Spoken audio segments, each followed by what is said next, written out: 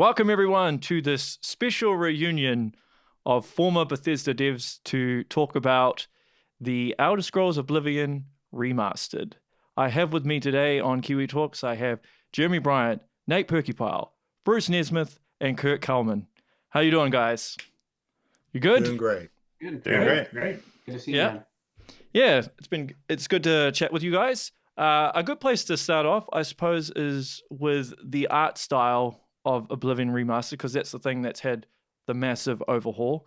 Keen for your thoughts on it. I noticed that the color grading is different with the environments compared to the original. I'm not sure if that's something you guys liked or disliked, but keen for your thoughts. I mean, I can mention that. I think maybe it's like slightly too far going a little more realistic because it was very exaggerated greens and stuff in the original, but I think it also looks very modern and it looks fantastic. So visually, I am a fan of how it looks, even if it is a bit of a departure. And that's easy enough for people to fix. And obviously, it's like one of the top mods. It's like, oh, remove the color grading. Yeah, and with Unreal too, you have, there's so many more dials to like adjust things, and even to be able to really actually color grade something, probably. Yeah. Light As years a beyond. non-artist, Yeah. it just looks amazing. I mean, Yeah. that doesn't, your issue doesn't even hit my radar. I'm just too busy enjoying the look. Yeah. Well, Yeah, I guess I have a different. I was curious about how the people that worked on it think about that, though, of having, because as a designer, all of our work is still there. It's identical. Nothing has actually changed. Whereas if you were an artist and you made art that's now been replaced by someone else's art, I'm curious as to what, how that would feel. That I find the whole remastering concept pretty questionable, just as I get it as a business proposition, but as a thing to do, I'm not very comfortable with it personally. Well, there's different takes on it, right? Because you have like HD, where it's up-res, you've got a remaster, and then you've got a full-on remake. So do you have a problem with all three, Kurt? Well, I guess, I haven't thought that deeply. I'm not saying that I have like the greatest take on it, that I've thought deeply about it, and this is the ultimate word, but I feel kind of like you're not playing Oblivion anymore, you're playing something else. I know it's called something else, but I don't know. The closest analogy I could get is like colorized movies, which I don't know if, there are people that like that and people that don't, but my feeling on that is if you're watching like a black and white movie that's been colorized, you're not watching the movie that the people that made it intended you to be watching anymore. You're watching something else. Speaking as an artist, I don't know if I would agree with that, because especially in this particular one where it's like the design, like you said, it is totally intact, but the art, I would argue people back then, as an artist at that time, it's like you wanted to always do so much more, but you were always like so technically constrained. It's not like a film where like you could film a set and that is a set, and like sure, cameras got a little better over time, but fundamentally you were filming real stuff. But we were always like so hamstrung by technology for so long that I think it's really nice for people to actually express themselves more of the way they actually intended these days. Yeah, and I didn't work on Oblivion, so I understand what you're saying, but I guess I can't comment on it in that way because that wasn't my thing. So I guess I don't have those feelings about it. But I think it's neat to see it modernized. I'm enjoying it. Yeah, I didn't work on it either. It's neat. I find it seductive, but I don't know if I like that. Like I'm enjoying. Like I'm like, wow, this is cool. This is like, it's really awesome. What's even more interesting is if it sounds like they're doing this like brains and body implementation of it. So the CK is largely still running all the logic. So if you've got some kind of like almost automated way to just like grind out a new game by remaking assets and like connecting some libraries like that you're going to see more of it for sure, I would think. Oh yeah, and I absolutely get it as a business proposition. Like, why not? And it is. I find it very. I haven't played a ton of it, but I did manage to play like I just closed the Kavach Gate. And it's kind of it's disconcerting, I guess, because it looks like a modern game now. Like, Yeah. But it is absolutely an old game. Like when you're It playing, feels like you're like, Oblivion. oh god, To me, it oh feels god, like this Oblivion. interface. Yeah. Oh, this Yeah. is the combat. Oh, okay. Yeah, all It's those so, quirks are like, still there. yeah, it's so old school. People are the people act really weird and they navigate horribly. And like, you know, you're watching them move from point to point on the, what do we call it, Bruce? What's the name of Grid. the? It was a It's point not a grid. yeah, whatever. We had a name for it, but it's like so. It's sort of if you see screenshots of it, you're like, wow, that looks perfectly awesome, modern, like up to date. And then you play it, it's like, okay, it is literally I'm sure it preserves all the bugs because I think they didn't change the underlying game. That would have been a completely insane undertaking. Yeah, it's So not like the it's Resident very Evil remakes. Because in the Resident Evil Yeah. remakes, they rebuilt the whole game. But Yeah, obviously, everything. It's a remake, to do not a that remaster. for Oblivion would Yeah. be so much harder than a Resident Evil game. yeah. Well, it still Yeah. took You just make years a for new them to game, remaster right? it, didn't it? It was Yeah, like I mean 3 that's a years. ton of art. Yeah, it's a crazy amount of art. Not saying it's not hard, just to go that extra step further. It would become very debatable whether it would be worth it to like rebuild the entire game and solve all of those problems. That would have Well, been and I gotta believe that totally not worth it. while I certainly wasn't involved in it, putting in the Unreal Engine in place of the Gamebryo engine, that had to have taken a certain amount of technical effort. That's not trivial. Oh, that seems like a crazy Frankenstein something going on there. Just to imagine how that would work, to Yeah. have the renderer be Unreal, but the rest of it, the old code, like we probably do not want to know anything about how that works. What it took to do that.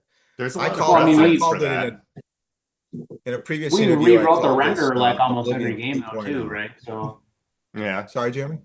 I said we rewrote the renderer almost every game anyways, right? So is it that different than, than that? It was really, everything was so tied together though. Like I have a feeling that this was a really tough, and then if you took it to the next level of taking all that really primitive old, like the way everything worked in the old CK, to try to pull that into Unreal, you may as well just, But it's you like may a as well just start parasite. over and not even.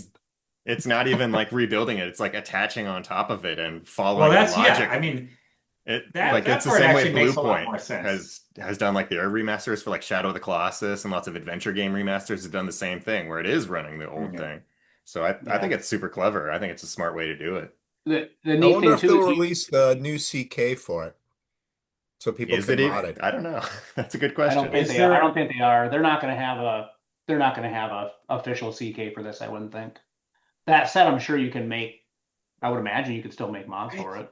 I feel like people are making mods for it. They are, I think Well, that I think read you somewhere can, that but I the don't think On the mods. they are. design side, the art side, I don't So- think they'd be able to make them, but I don't know. I'm They'll guessing. find a way. based They'll on- find a way. Yeah, they'll find a way. I mean, Yeah. if they can find a way to override the Unreal pack files, they probably can because anybody can download Unreal.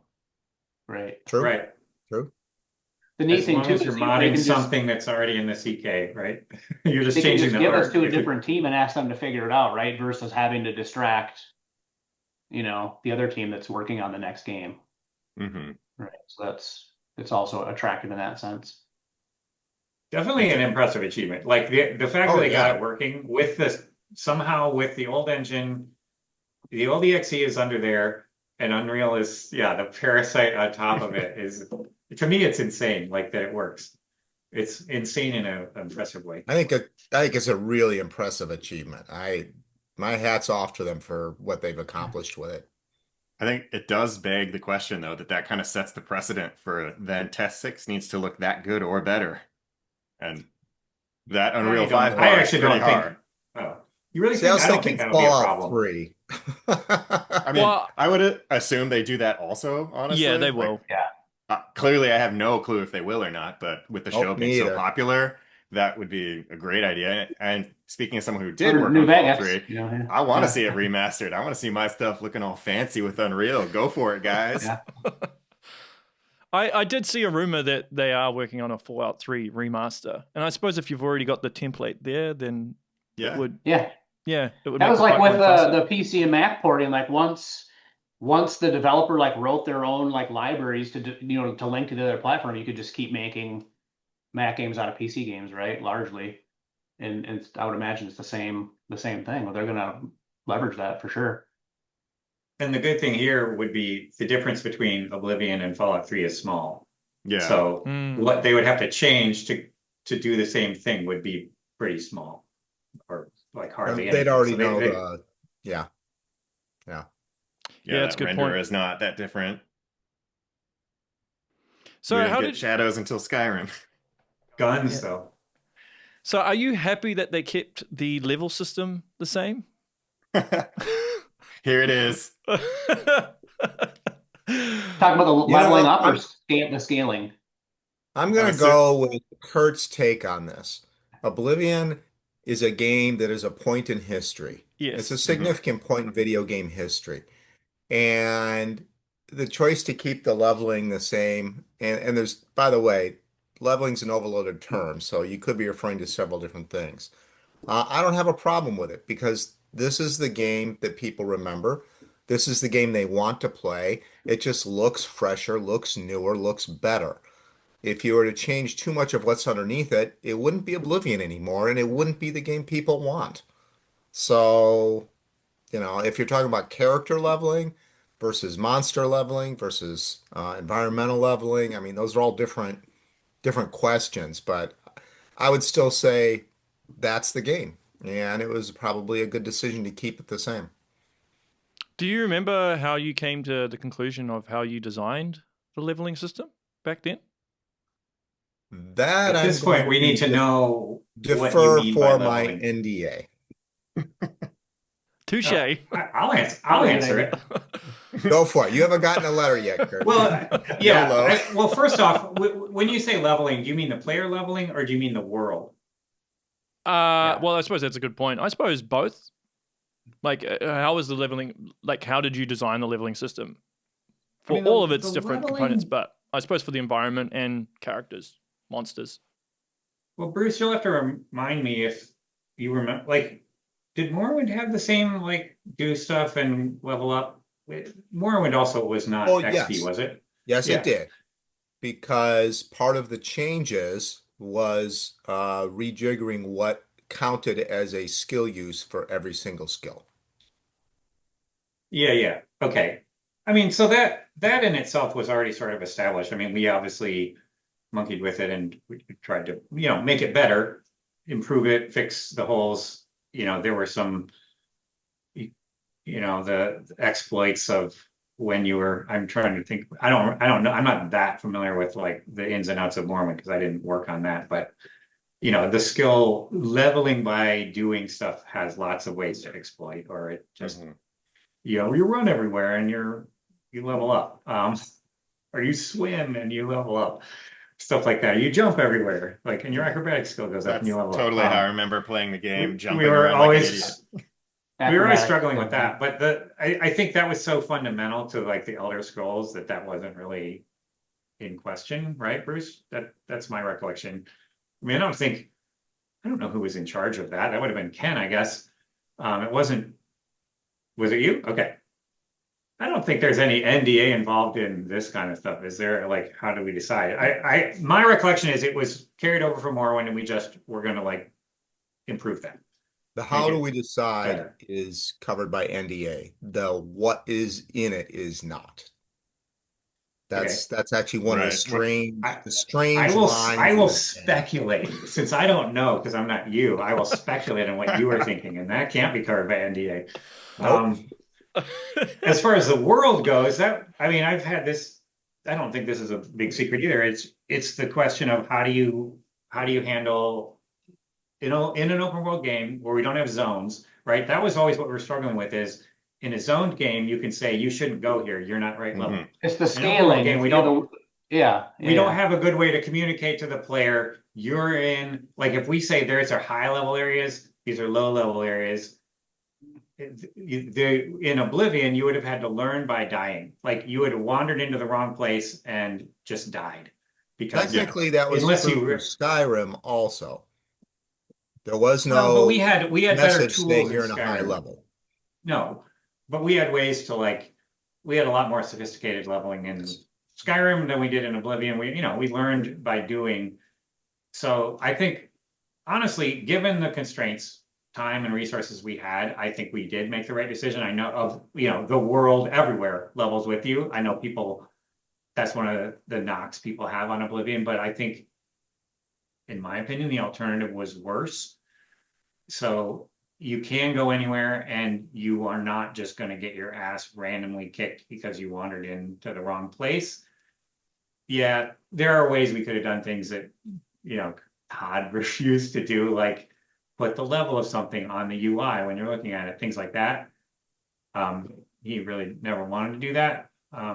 So given that constraint, I think what we did, and obviously we learned and we made things better for the later games with locking in levels, bands of levels, Mhm. min-max, things like that. But for Oblivion, it was kind of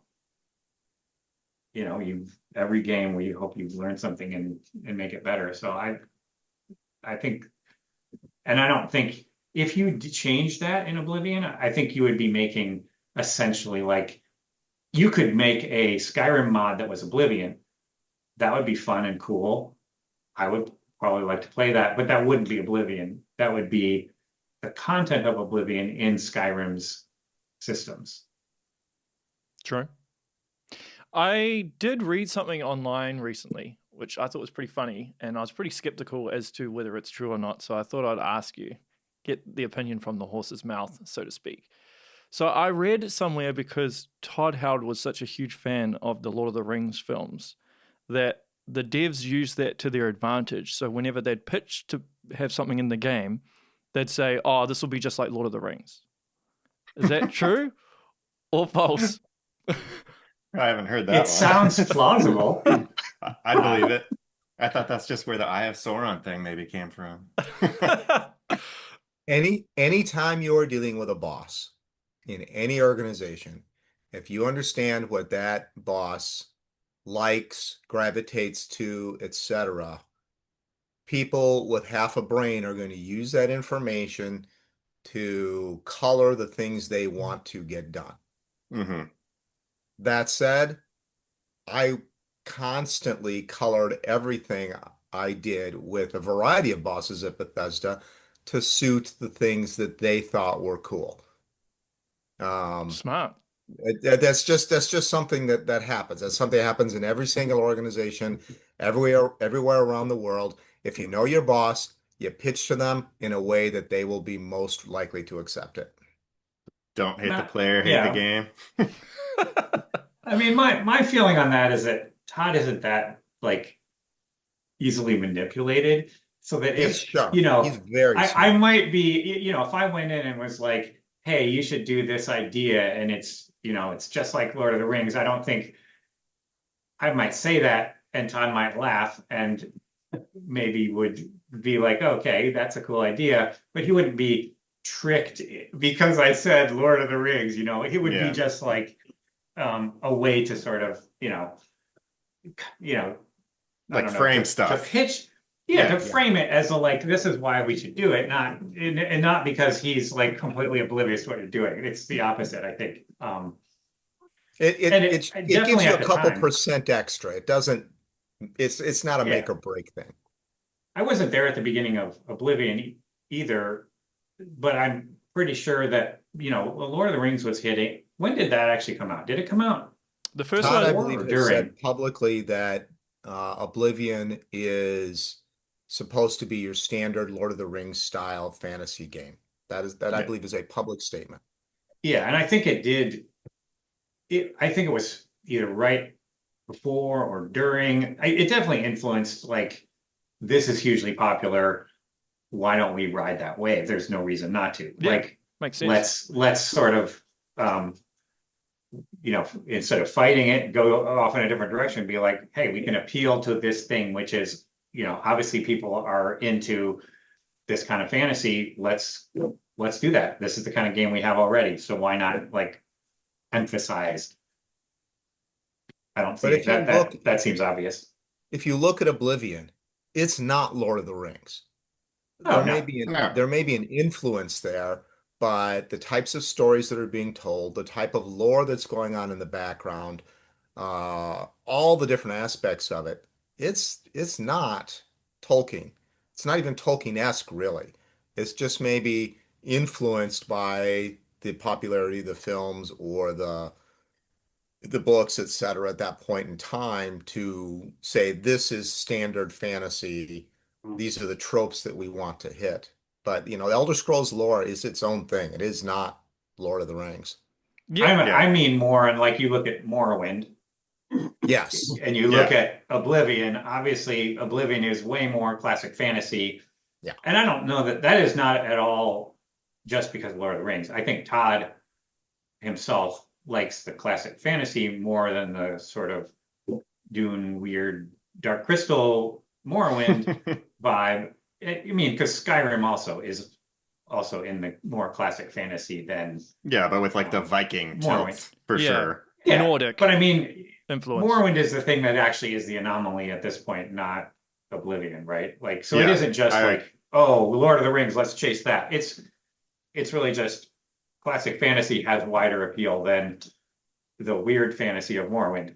That's true. The Lord of the Rings demonstrates it, but it isn't like, oh, we'll just make it like Lord of the Rings now. Like Daggerfall was also classic fantasy. Mm-hmm. Yeah, I mean, maybe you could say the Plains of Oblivion look a little bit like Mordor or Isengard from the films, and maybe like the Oblivion Gate looks a little bit like the Eye of Sauron. Maybe that's where that came from. I don't know. But yeah. If you had to say it was close to something, I would actually say that they're closer to Dungeons and Dragons than they are to Lord of the Rings, to be honest. Yeah. Yeah. I mean, the Oblivion Plains are spot on like hell. Like if they're anything, they're just make a fantasy hell. I mean, you got your lava, you got your spikes, you got your black and red, you've got demons walking around. I mean, aren't there also a bunch of spikes. Warhammer parallels with like the names of races and stuff like that? It's like classic Warhammer has influenced a whole bunch of stuff in general. Yeah. What did you go? Maybe. I mean, if that's true, that goes back to. Oh, it's like way back. Yeah. Bruce and I are not responsible for that. That's like where people before us. That's Arena and Daggerfall days. Yeah. Oh yeah, for that would sure. be This is like old Julian school. LaFay and I mean, Ted Peterson. I can't believe that Bethesda somehow avoided, the copyright lawsuits or whatever if you just go through like Daggerfall and Arena and just like things that are in those games that are from other works. I mean, it's small, not the first time too. There's also like you can look at StarCraft, and that is like 100% 40K ripoff in a lot of ways. Well, yeah.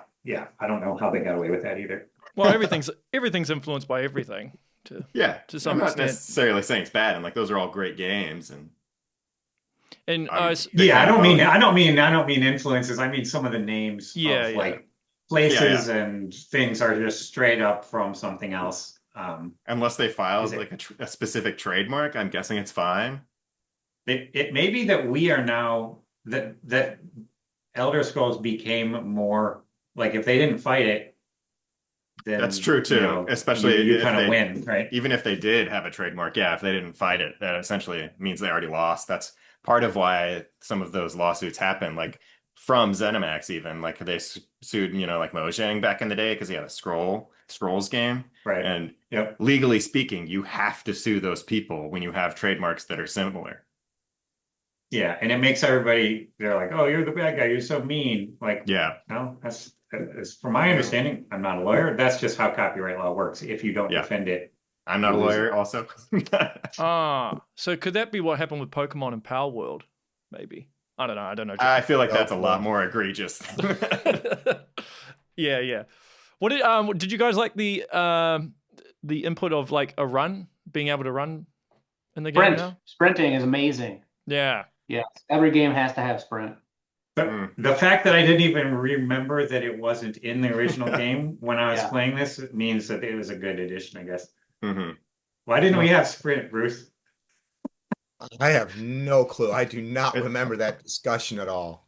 I mean, it's like Fallout 3 didn't have aim down sights also, and then you go back and you're like, oh, Actually, I have an idea. I don't know if it's true or not, but it's always been our problem that the engine couldn't handle the speed. I would believe that, because our horse like in Skyrim, the horse, you could run I think you could run as fast as the horse could run, because otherwise we couldn't, we had a very, like, there was a max speed that you could move through the world, or the game would not be able to keep up with you, and you would start like hitting like loading pauses and things like that. Yeah.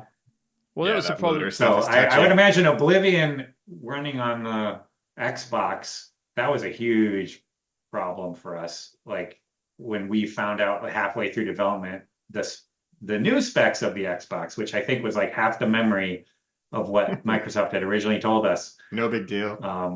Yeah. Well, you didn't even have to have a wasn't, hard I mean, drive. I'm not a programmer. I wasn't involved in that, but it was a small team, Yeah. and that was a huge calamity of You like, could, oh you my could play God, we're Oblivion gonna get off this the to run. disc, right? You could play Oblivion off the disc on the 360. You didn't need to install it, did you? Could you stream I the don't game from the remember. disc? I think you I could. don't I remember. didn't play it. I didn't play it on the 360. I played it on the PC, so I don't remember. I could be played it on totally wrong. It was 360, 20 but I years don't ago, remember. but I feel like Yeah. you could play it off the disc. But it was supposed to be a launch title for the Mhm. 360, Mhm.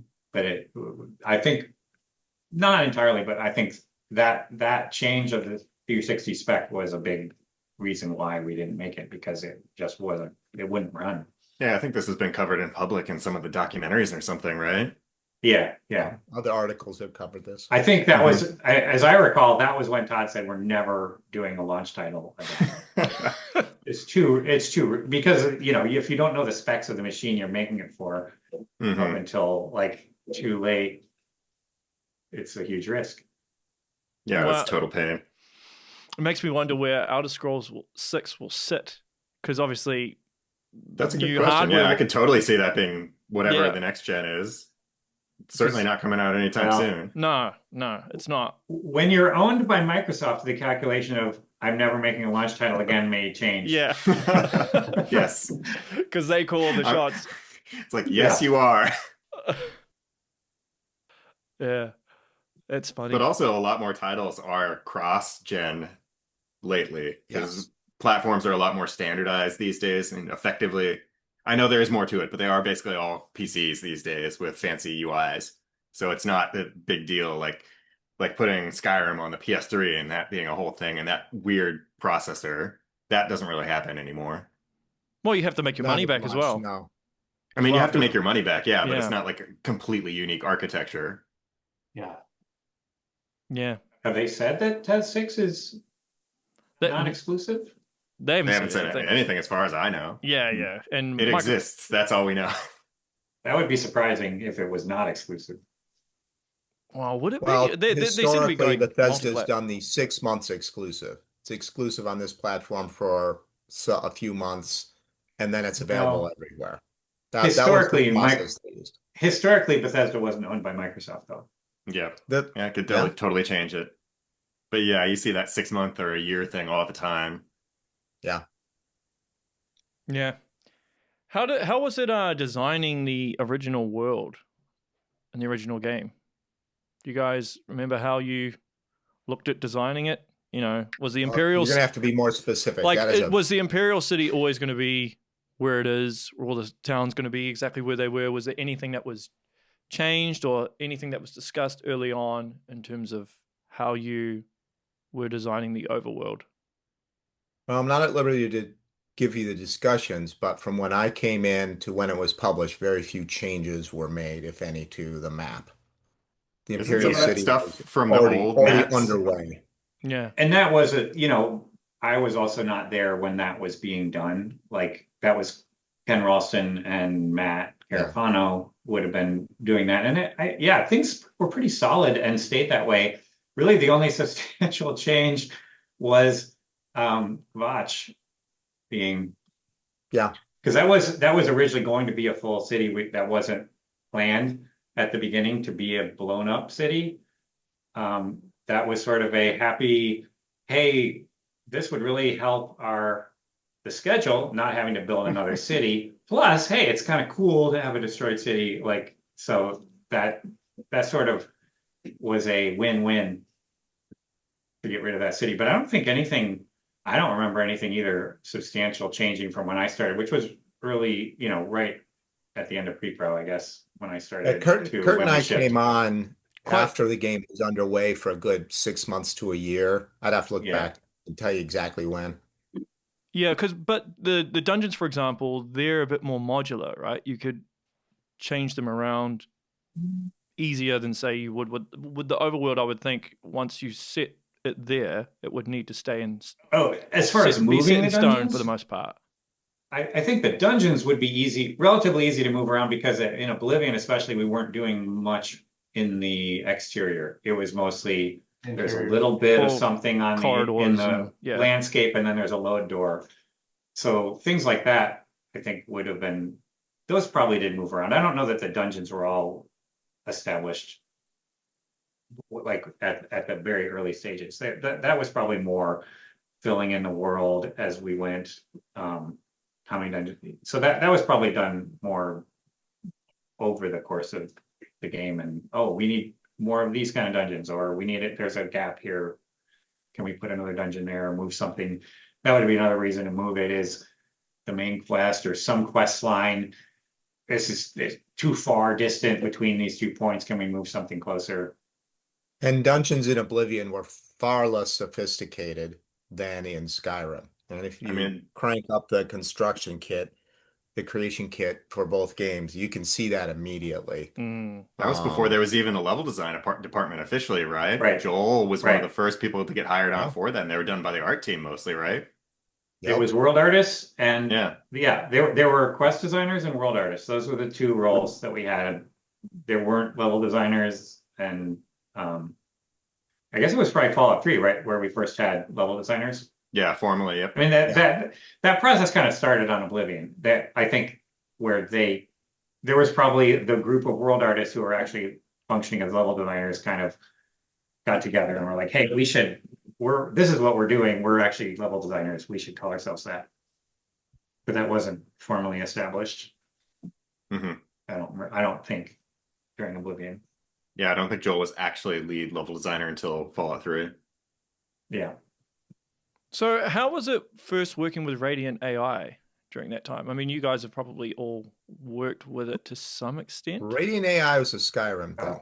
Was it? Yep. I don't think so. No, I don't think so, Bruce. I think it was Oblivion had to. it was actually more out of control in Oblivion, right? That was first when people would they'd run away and you'd be like, where'd they go? And they'd come back with a weapon, or they would steal something from someone and then cause yeah, wasn't it just chaos Radiant in the city? quests that were for Skyrim only? There was AI. I wouldn't call it Radiant AI. The term Radiant AI, I'm pretty sure was coined for Skyrim. Because I think it was Oblivion, Bruce, because I think that was that whole, the E3 demo that Todd did with it was all faked. The woman shooting the fireball. Yeah, I know which one you're talking about. Yeah, I thought that's what they called it too. I think it was okay. I'm willing to be wrong. I mean, it was very, very. I mean, that was the most simulationist game actually that we made. I think, because in the AI sense, and we learned why not to do that. It was also super cool though. Yeah, I mean, there was cool things like people would literally eat the food on the table when they would go to eat. So that's where couldn't you like poison people that way? Put the poison onto the table and they would eat it. Yeah. But that of course caused a lot of problems, which is after they've eaten all the food, there's no more food. How does the food come back on the table? Stuff like that. It caused a lot of problems. The system of, oh my God, where people had like the threshold of if how much they liked you went over like the value of like, what I'm talking about, Bruce? Instead of just having like, they hate you now, they're going to fight you. There was two values. And if this value went up by one more than this other value, they suddenly attacking you. And that was so chaotic and inexplicable. Like 1 minute you were just having like a conversation and then something would happen and suddenly they're killing you and guards are running in. It sounded like a good idea at the time, I guess. I mean, all that stuff, even though it caused problems, it's part of why I liked the kinds of games that we made there versus like as cool as the Witcher games are and all that, going into the cities in those games, it's very clearly like a stage play and very, very fake. So that authenticity from the simulation was really cool. I like simulation, but I think what we learned in Oblivion is that we have to have more control over it. Guardrails. Yeah, you do need rails for sure. Yeah. Because we're not making a total simulation game. Like we were making Mountain Blade or something like that, but the combination of trying to do like stories and quests in the middle of this simulation that can just like go off the rails, like it's so many different ways in Oblivion. That caused so many problems and bugs that we sort of reined things in the later games. I mean, isn't that why later it's like quest people can be in like a spot, so you don't have to like go and wake them up out of their bed. The positives, which you're referring to for that, is the emerging gameplay. I mean, one of my favorite moments in Oblivion is just a very small thing, is I was talking to somebody at Cloud Ruler Temple, and this guard comes running by out the back of it into the snowy hills, screaming, "You'll never get away with that," because someone else was hunting a deer. And it just made the world feel organic and a little more real than other games where everything was very static and in place. Here I am just, doing something else, and this guy goes running by to take care of a problem that I wasn't even involved with. And then that's cool. Also your story versus a lot of games with that kind of thing. It would be like, hey, everyone saw that same thing happen. It's not the same. Yeah, this wasn't a scene that happens to everybody. It only happened to me. Emergent gameplay. It's a very, very cool thing. How do you test I am that? 100% behind that stuff. But it's just that we took it to we were rookies, I guess. Oh, it broke when we were stuff. making Oblivion. It broke a lot of stuff. Yeah, because QAing that would be a mission, wouldn't it? No, Bethesda games have no bugs. Indeed. But there is that's a joke, but there obviously is you can, and I was always on the side of you have to fix bugs that are critical, like that are breaking the game for someone, but things that are just making things weird, you can, you look at other games like you were saying, Perky, of everything's locked down. Like the BioWare games at that time, like you couldn't attack anyone unless they decided we were going to fight. Like that obviously reduces their like complications by a massive amount. Like they don't have any of the like I decided to start a fight in the middle of whatever scene was going on or quest or whatever. Like, but that is key part of the fun of the Bethesda games. It's part of the charm. You can't take that away, but you have to find a way to make it.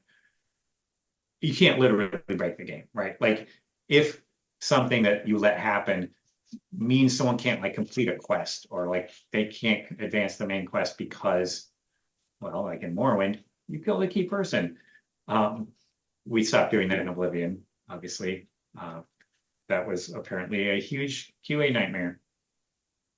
Or actually customer service nightmare, right? I wasn't around then, but the stories were that people would of course forget that they got the message that said you broke the whatever they call it, the chain of destiny, which was supposed to tell you that you essentially killed someone important and you weren't going to be able to complete the game, but people would be like, yeah, whatever.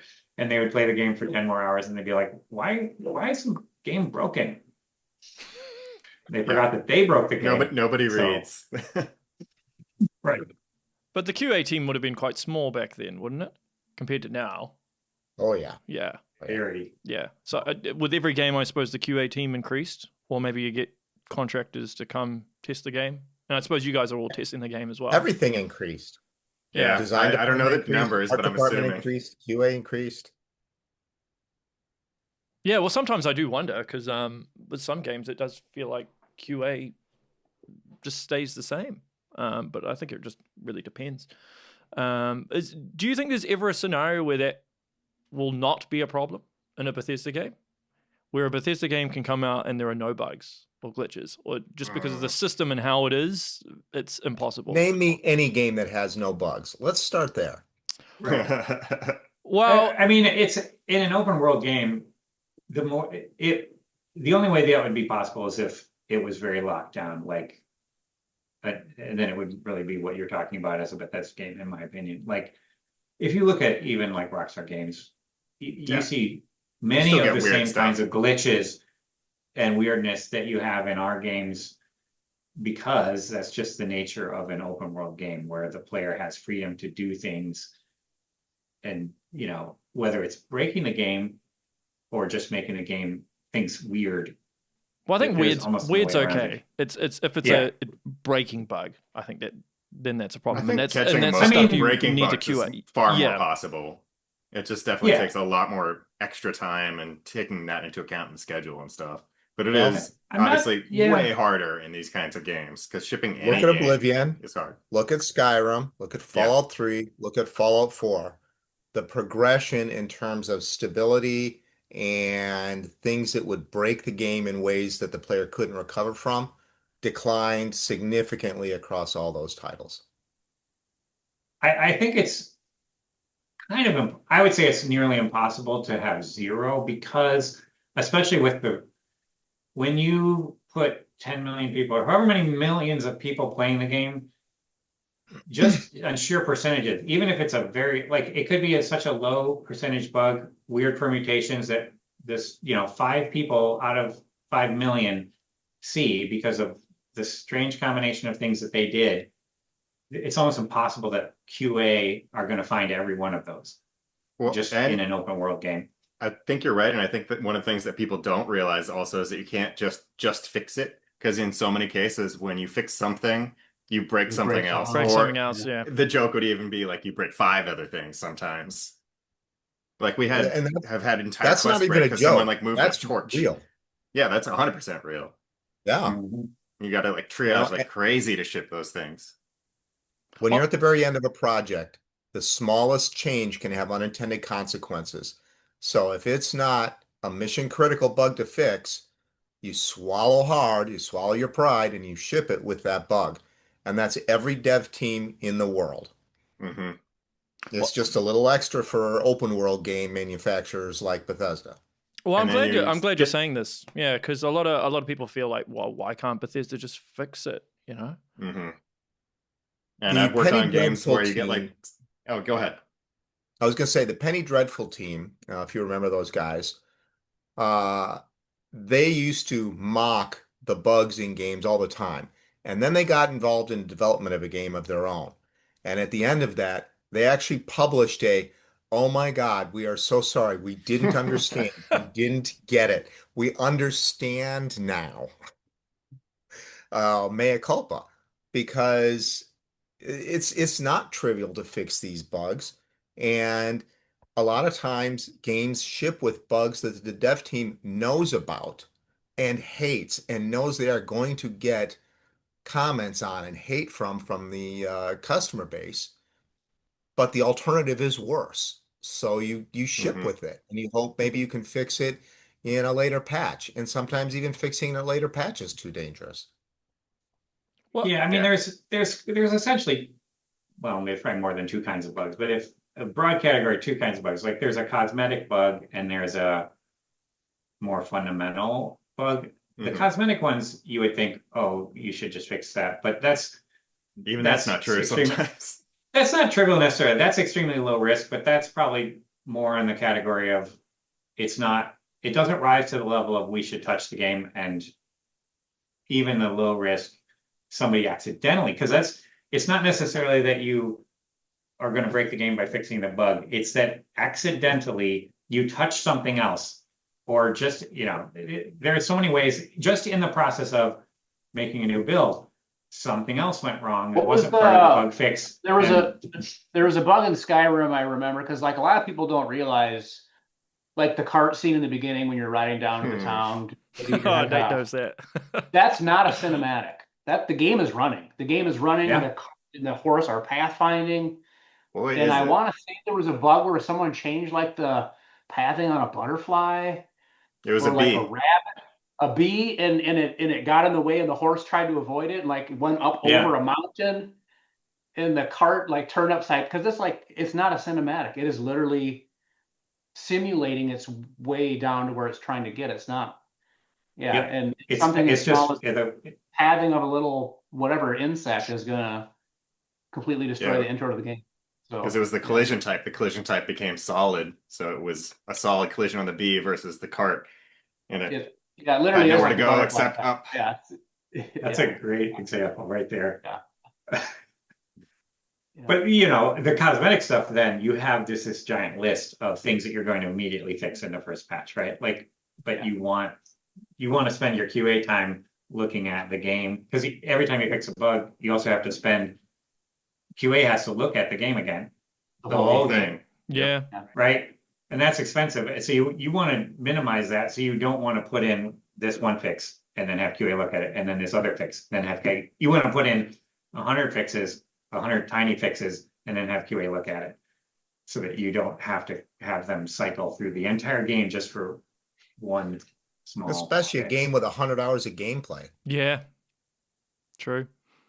And I Not that any of us we weren't the ones making those decisions, but you know, that's production type of decisions.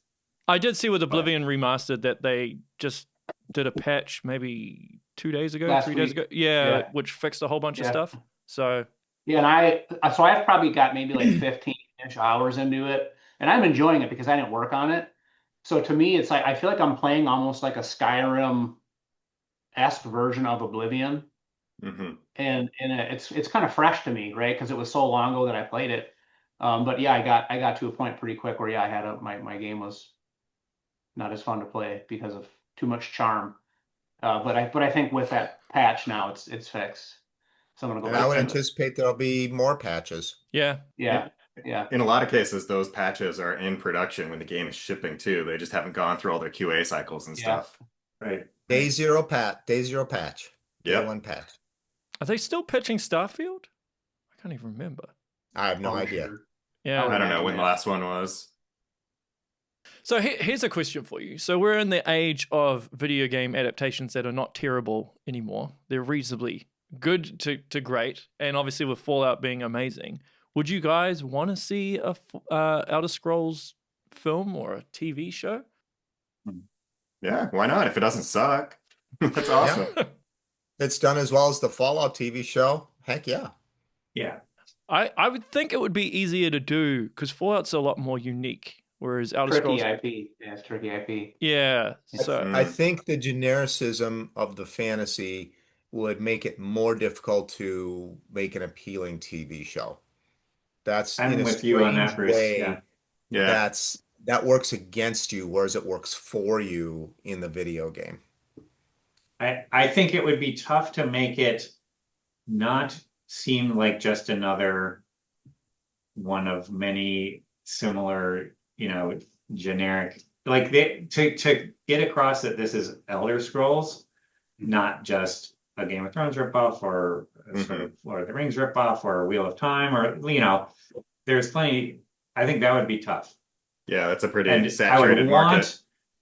I would want it to be that. Like that's what I would want to see, is something that actually feels like the Elder Scrolls. But I think that would be tough to not maybe just to translate, but just to get someone who's on the TV side or whatever to, I don't know, to get it. If that makes sense, to really treat it right, because and it's not just capture the a matter essence of of it. understanding it. They also have to have the talent and the resources to be able to pull it off. I mean, obviously the Fallout TV show, they managed to pull off that level of humor, dark humor, and retro science feel and make that work. You need someone who has the talent to be able to do that, as well as someone who is very familiar with the Elder Scrolls as a series. Yeah, I think it would be unlikely to work, honestly. That's tough. Like, because you're going Fallout, what's Fallout going up against? Versus Elder Scrolls is going up against Game of Thrones, Lord of the Rings, like the real heavy hitters. Generic part of it. That's the generic Yeah. part of it that works against you. I remember Pete Hines saying years ago that they would only entertain the idea of an Elder Scrolls film if Peter Jackson was directing it. And that was when Peter Jackson was at the height of his popularity, right? Yeah. And I don't even think he directs anymore. He's like sitting on his... You've also got to remember, these TV and movie adaptations don't make a lot of money for the studios that license them. But doesn't it have a knock-on effect, though? Because a lot of people went and played Fallout as a result of the show. did they Yeah. not? That's what they're counting on. They're counting on it as a promotional tool. But when you ship an Oblivion or better yet a Skyrim, I mean, we all know the numbers. It sold 25, 30, 35 million copies. Do the math versus what you pay at the store for that. And you get the idea of the scope of the money that's being talked about. And that's never going to come from a TV show in this day and age of 50 streaming services. It's never going to come from a movie where movies are struggling to still have an impact in the theater and have to go to those said streaming services. So they count on it as a promotional tool. Fallout, the video games, got a huge boost from the TV show. That's where Bethesda would have, and I don't know this for a fact because I'm not with them, would have had their financial impact, not as payments directly from the TV show itself. Yeah, Of course, for all we know, they're in the busy making Elder Scrolls TV show to come out along with TES 6. Like they could be. I don't know. It could maybe. be. Yeah. It does seem like a tougher thing to do than the Fallout, though. And if they do it, I wish them all the luck in the world because I'd love to watch it. Yeah. So it would be difficult to pull off. And that's probably why Todd's resistant to it. Because I think he's for all we know, he could be pitching it. I don't know. Who Well, knows? didn't he? Yeah, I mean, with the success of the Fallout show, I would assume that calculation may have changed. Like, it's probably the other way around at this point, is people are pitching it to him. And he doesn't necessarily make all the decisions. I mean, when Robert Altman was alive, Todd had a lot of influence, but there's still occasions where Robert said, "Sorry, Todd, this is happening whether you like it or not." And I would struggle to believe that people at Microsoft would just do everything he said and never ever say, "No, we need this for reasons X, Y, and Z." So who knows?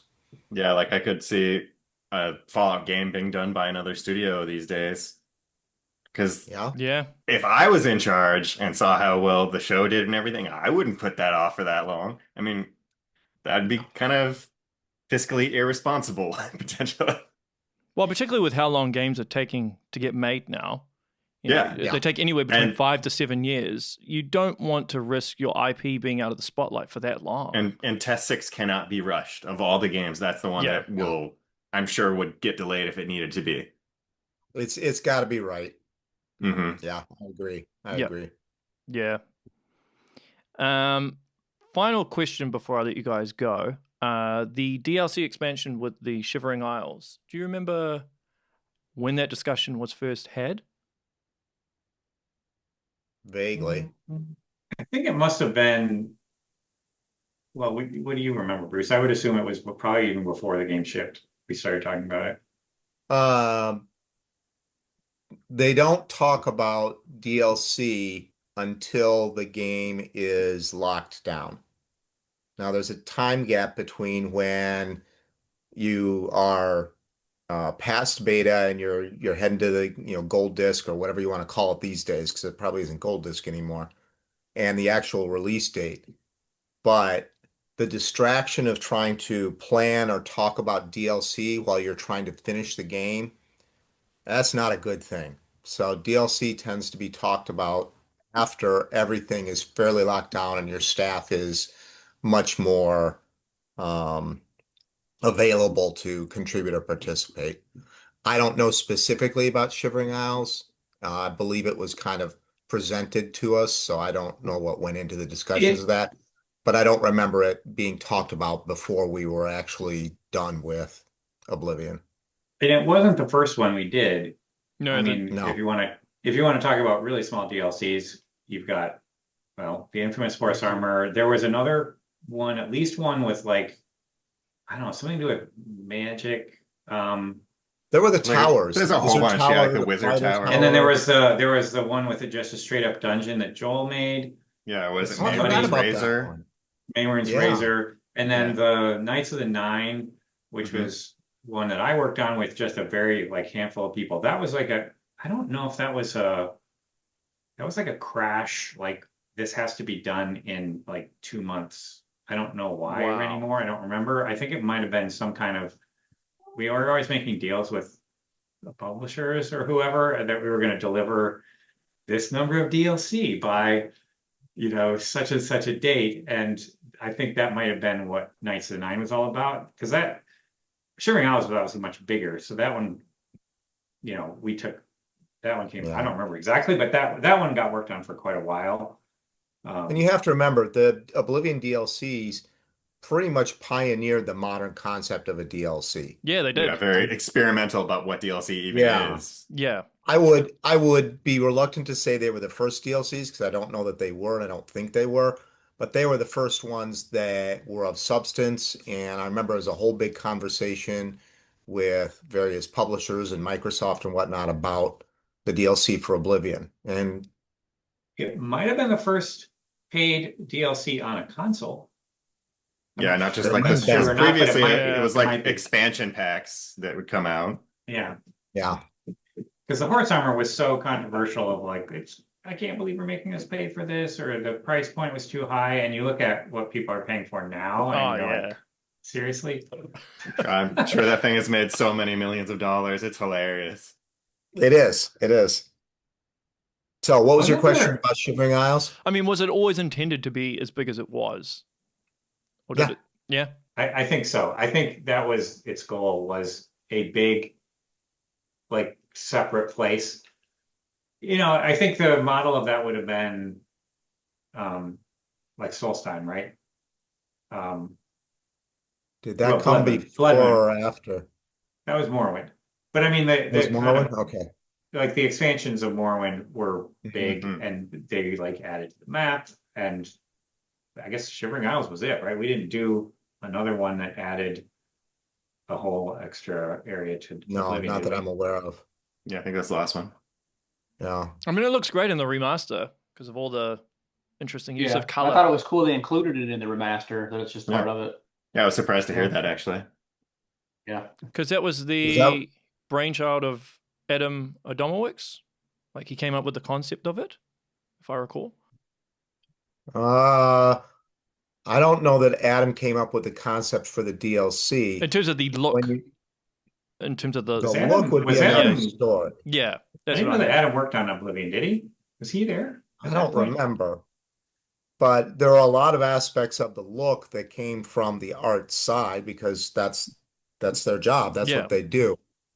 The design side was focused more on the character Sheogorath and what that meant for a play space.